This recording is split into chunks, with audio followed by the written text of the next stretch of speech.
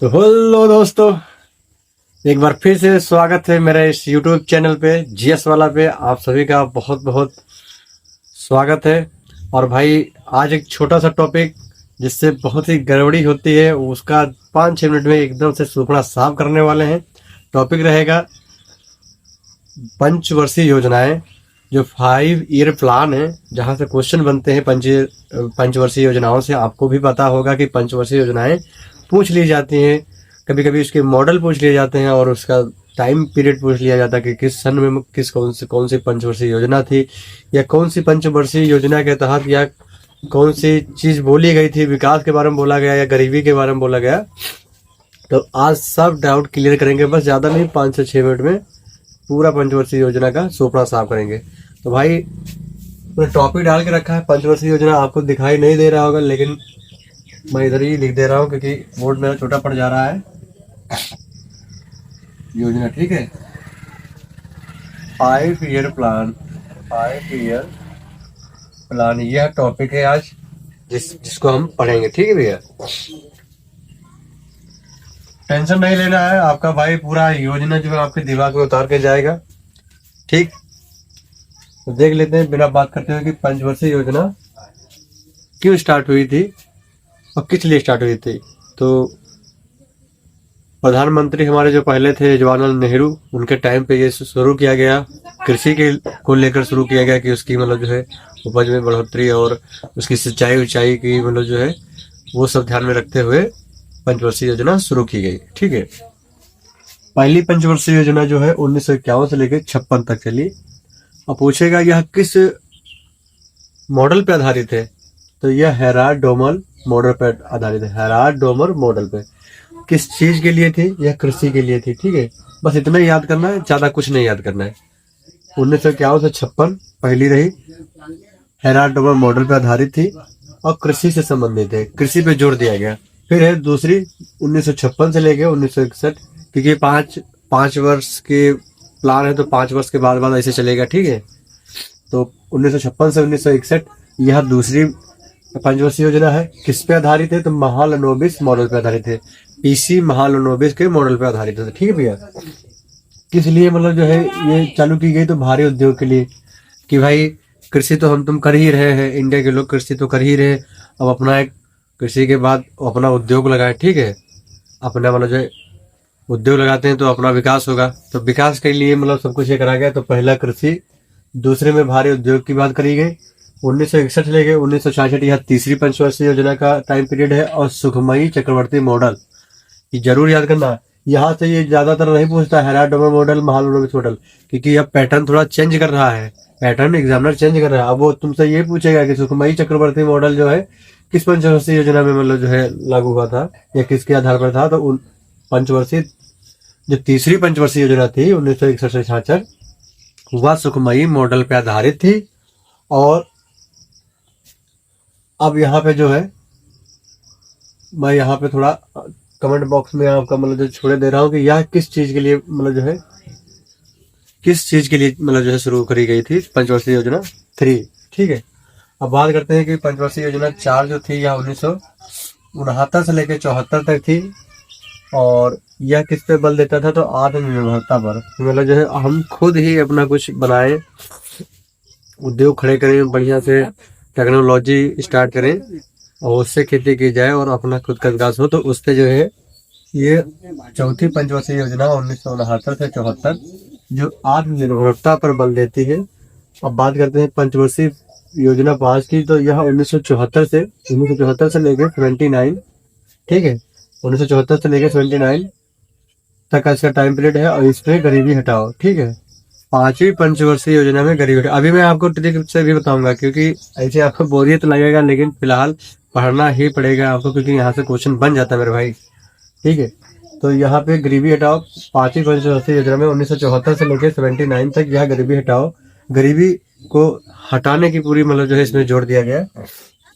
छठी पंचवर्षीय योजना की बात करेंगे तो 1980, अब यहीं पे मतलब जो है 1974 से 79 जो गरीबी हटाओ की बात की गई, उसके बाद मतलब जो है इसमें अब यहाँ पे देख रहे हैं आपका मतलब गैप लग रहा है 79 से फिर 80 से 85 थी। यहीं पे मतलब जो मोरारजी देसाई जो थे उनकी सरकार ने यहाँ पे जो ये पंचवर्षीय योजना थी इसको मतलब जो है समाप्त कर और एक वार्षिक प्लान लाने का मतलब जो है मोरारजी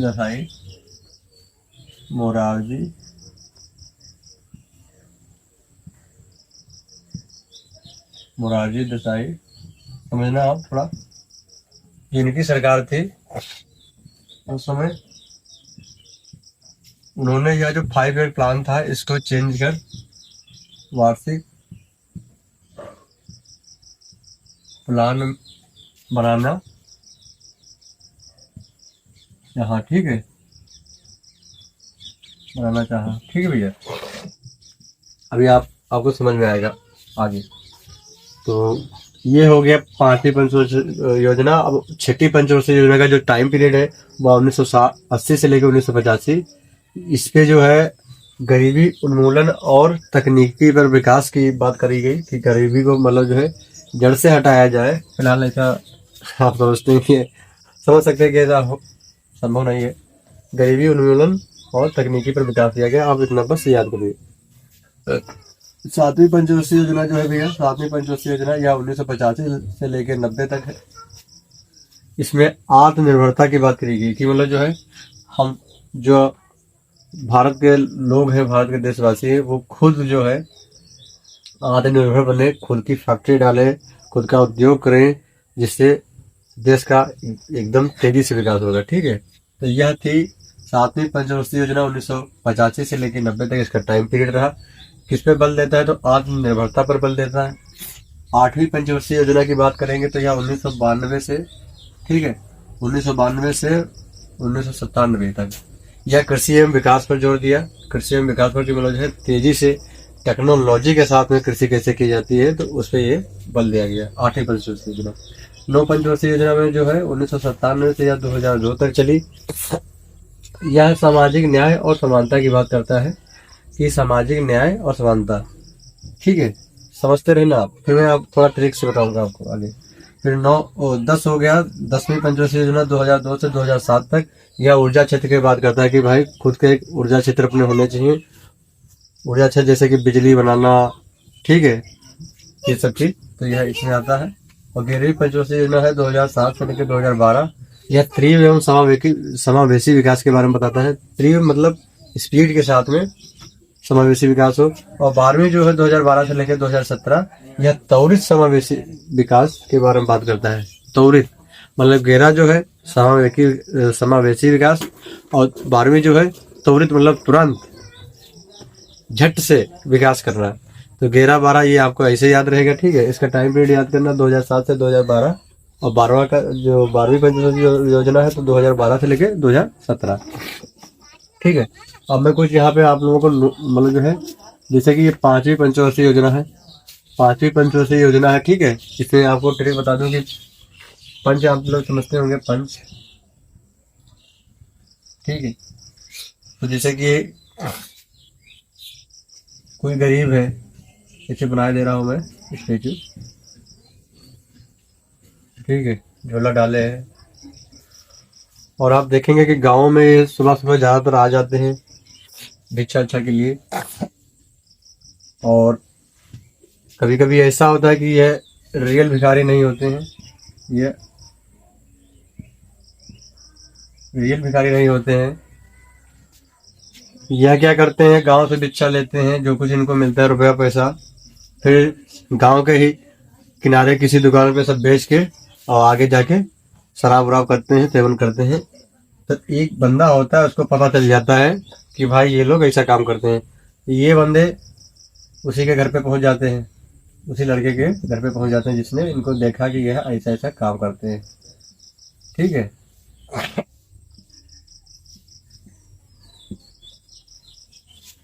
यह इनके घर पे पहुंच जाता है मांगने के लिए। तब यह कहता है कि भाई इनको हटाओ, इनको हटाओ, ये गरीब नहीं है, मुंह पे पंच मारो, ठीक है। मुंह पे पंच मारो तो 5 से 5 हो गया, 5 से 5 हो गया। यह लोग गलत आदमी है, 5 से 5 हो गया, ठीक है। और गरीबी मतलब ये गरीब आदमी जो है ये ढोंग कर रहा है, तो गरीबी हटाओ। ये आप याद करना, ये थोड़ा मैंने रिलेट करने की कोशिश की, ठीक है। तो यहाँ से आपको याद हो जाएगा, ठीक है। आगे बढ़ते हैं थोड़ा। बाकी जो इसका टाइम पीरियड वगैरह है, इसको भैया रट्टा मारो या कैसे भी मतलब जो पढ़ना ही पड़ेगा किसी भी तरीके से। अब क्वेश्चन ज्यादातर पूछता है कि जो मॉडल पूछता है, मॉडल किस मॉडल पर आधारित है, तो ये 1, 2 और 3 इसी को ज्यादा पूछता है। ठीक है, पहला, दूसरा और तीसरा। तो HMS आपको याद रखना है, HMS क्या याद रखना है, HM और HMS,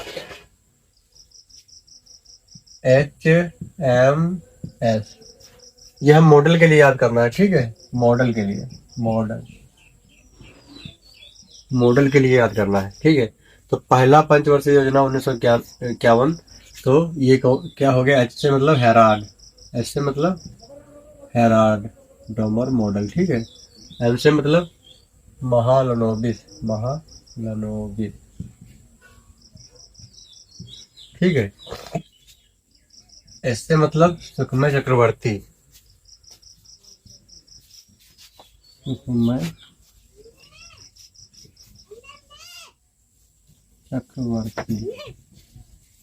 ठीक है, HMS ये याद करना है, यहाँ से मॉडल याद हो जाएगा। और पहला, दूसरा, तीसरा यही मॉडल पूछता है, इससे ज्यादा नहीं पूछेगा। बाकी आपको ये रट्टा ही मारना पड़ेगा किसी भी तरीके से।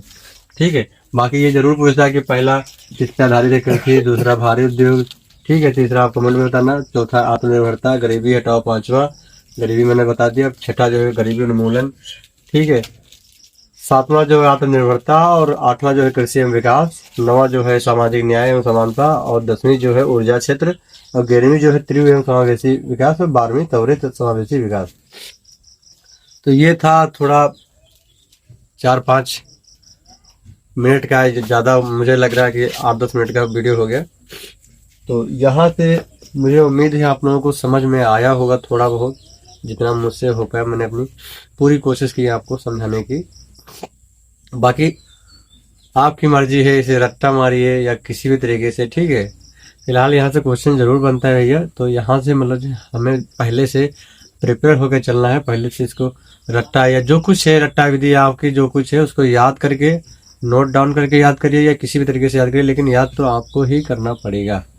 जैसे कि आगे न्यू वैकेंसी आ रही है पेट के लिए, तो अभी से आप लोग पेट के लिए लग जाइए। जिनका भी होमगार्ड और ये यूपी पुलिस में चांस नहीं लग रहा है, फिलहाल तो होमगार्ड का रिजल्ट आ चुका है, जिनका भी नहीं लग रहा है वो आगे पेट के जो वैकेंसी आ रही है, जो एग्ज़ाम होने वाला है, उसके लिए पहले से तैयार रहें। पेट की बात करें तो उसमें जीएस पूछता है, इंग्लिश पूछता है थोड़ा सा, मैथ पूछता है थोड़ा सा, 25 क्वेश्चन। ठीक है, जीएस हो गया, हिंदी हो गया, इंग्लिश हो गया, और हिंदी 4 सब्जेक्ट पूछता है। रीजनिंग नहीं पूछता है इसमें शायद, रीजनिंग नहीं पूछता है। तो ये जो 4 सब्जेक्ट हैं आप पहले से पढ़ चुके हैं यूपी कांस्टेबल और यूपी होमगार्ड के लिए, तो आप पहले से तैयार हो गए, या उससे पहले भी किसी वैकेंसी के लिए आपने पढ़ा है तो वह आपका बेकार नहीं जाएगा।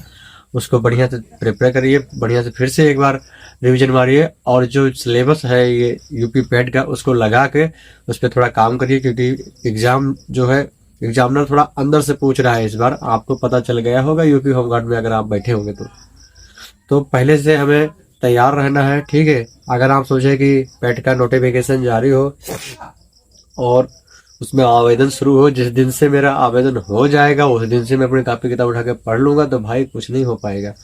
आप 40 से 50 आप नहीं रो स्कोर नहीं कर पाएंगे, 40 से 50। ठीक है, क्योंकि काफी दिन से बच्चे पहले से लगे हैं, कोई लाइब्रेरी में लगा है, कोई घर पे बैठ के लगा है, और आप सोच रहे हैं कि मैं आवेदन कराऊंगा तब से पढ़ लूंगा तो मैं ले आऊंगा 70-80, तो नहीं हो पाएगा भाई। कहने और करने में बहुत फर्क है। बाकी आप लोग समझदार हैं। मिलते हैं नेक्स्ट क्लास में। क्लास आपको कैसा लगा, आपको अगर लगता है मैंने थोड़ी सी भी बहुत मेहनत की है, तो आप एक कमेंट और एक मेरे लिए सब्सक्राइब कर दीजिए, शायद आपके सब्सक्राइब से मेरा कुछ भला हो जाए। बाकी मिलते हैं नेक्स्ट वीडियो में, तब तक के लिए धन्यवाद। जय हिंद।